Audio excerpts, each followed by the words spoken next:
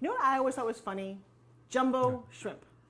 Isn't that kind of, like military intelligence? No, I really can't go there. Civil War. Civil War. There you go. Well, we are going to do some wonderful shrimp, okay? Does that sound good? That sounds fantastic. Now, the interesting thing about shrimp, super high in protein, affordable, great source of protein, and they're fun.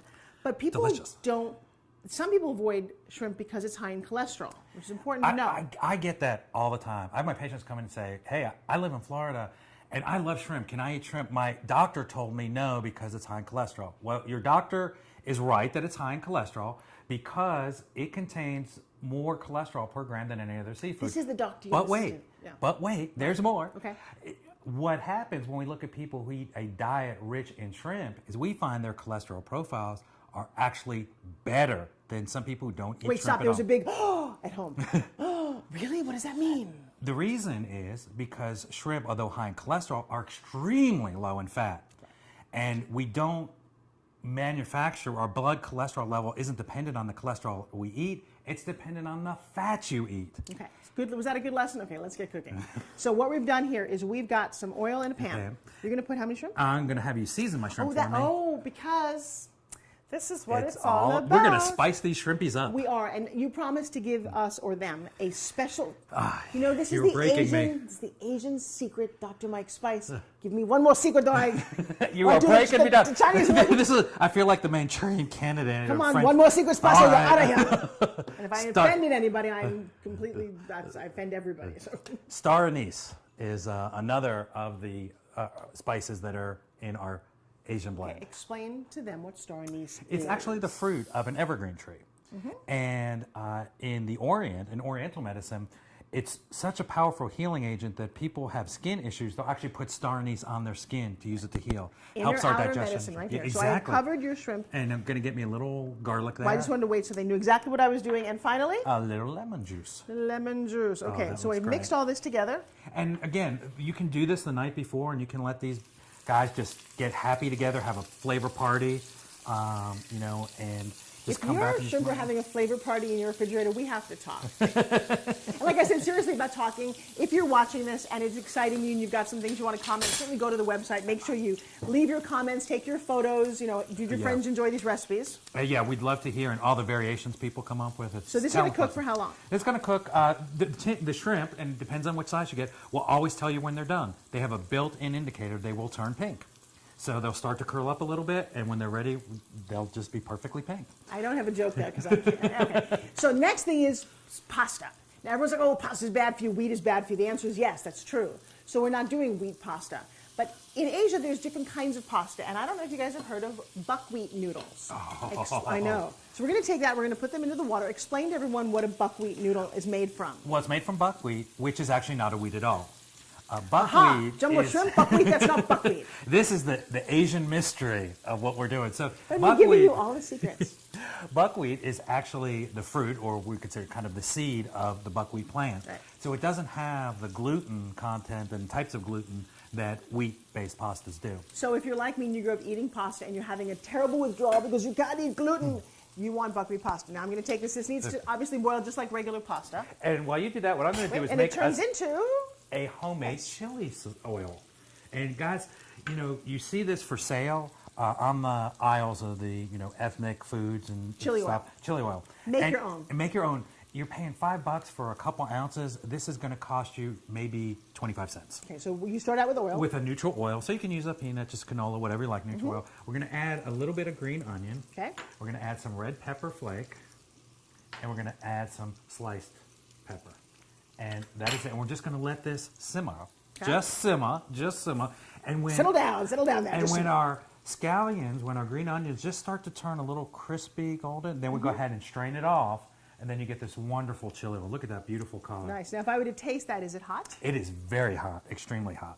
Okay, so I only want to use a little? Only a little. And that's the great thing. Again, now you've got a jar. You can put it on a whole bunch of different foods whenever you want to spice it up a little bit. There you go. And I love the fact that it's affordable. If you take a little bit of your time, one, you know the ingredients. Two, it's so much less expensive. There's no commercial processing. Better for you. All right, those are looking good. You hit on another really important point. sometimes it's not only what's in the foods, but what's not in the foods. Oh, it's basically what's not in the Yeah, foods. so When that's you a start great, reading, great I mean, point. everyone I coach, when you start looking at labels and you realize that they're so misleading and there's so many words that you can't pronounce, you don't need it in your body if you can't read if you don't know what it is. All right, so now we've got your shrimp cooking, you've got your chili, you made homemade chili sauce. Right. But now we're going to make actually the sauce for the entire dish. You're right. And this Okay. is kind of a really nice sesame nut flavored sauce. So we're going to use, again, just a little bit of sugar for a little bit of sweetness, because we're going to have some vinegar in there. Okay. We're going to use our tahini or sesame seed paste. Which you found in the ethnic section of.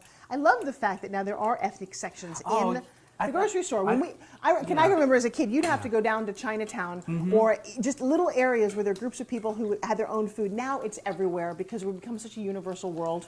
It really is sort of an international cuisine. So I've got my And tahini. a little rice wine vinegar, soy Rice wine sauce. vinegar. Right behind Some it. soy sauce. Now, do you tend to use sodium, not sodium soy sauce? And we'll have to do for the folks a whole special. I've written a bunch of articles on sort of the myth of too much salt in terms of getting in our diet. Way too much sodium in our processed foods. Right. But using a little bit of this, you're not going to get a whole lot because it's a dressing.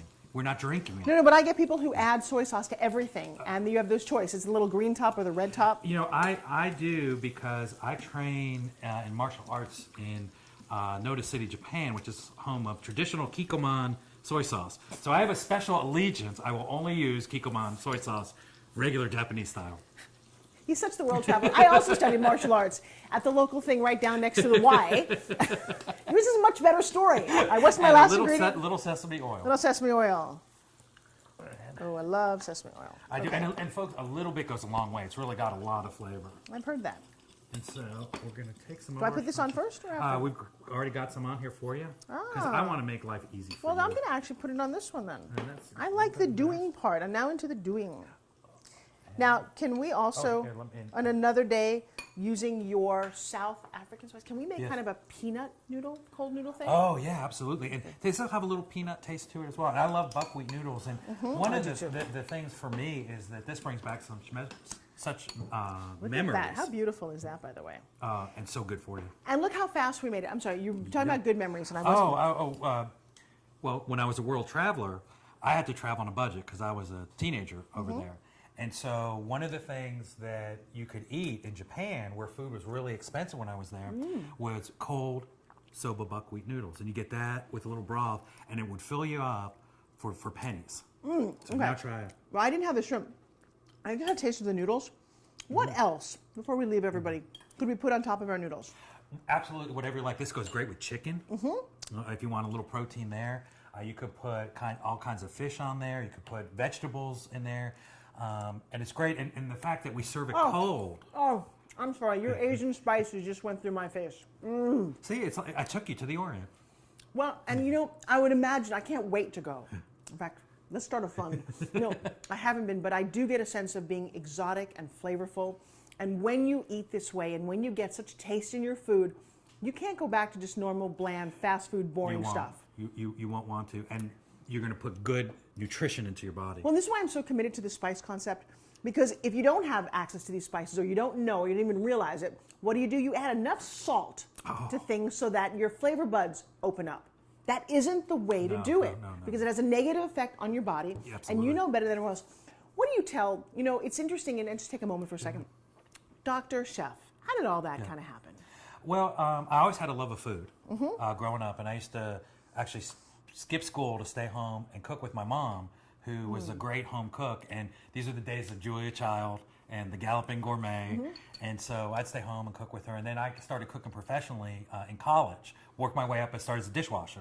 In those days, folks, so long ago, you didn't need a degree from the CIA or Cordon Bleu, to go in and wash dishes. You could just walk in off the street. And I kind of worked my way up to executive chef. Notice how we're telling the story and I'm just eating lunch? Go ahead. And then eventually, though, I kept my love of food and medicine and went back and got a culinary degree after medical school and residency and everything. But I always kept this love, and I kept coming back together because I would talk to folks. The bulk of my professional background is academic. Right. So I would give lectures and talk to students, and everybody wanted to eat. Yeah, doc, thanks a lot for all the statistics. What can I eat? Can I have fried catfish? That's what people want to know. And until recently, most cookbooks were written by doctors in the history of food and man, because dietetics and food was how we helped to cure Well, wait people. a second. Now, this is, because we talk about this all the time, that doctors get a very limited nutritional learning. Nowadays. Oh, it wasn't always that way?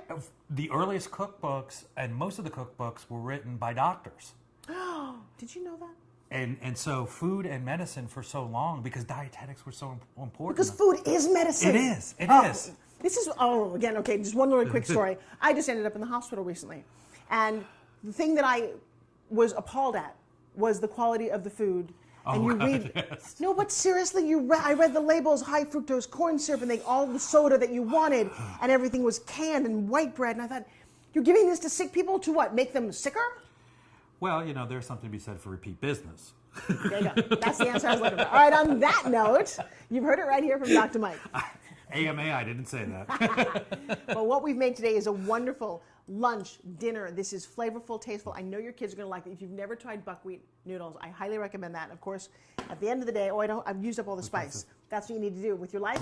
Spice it up.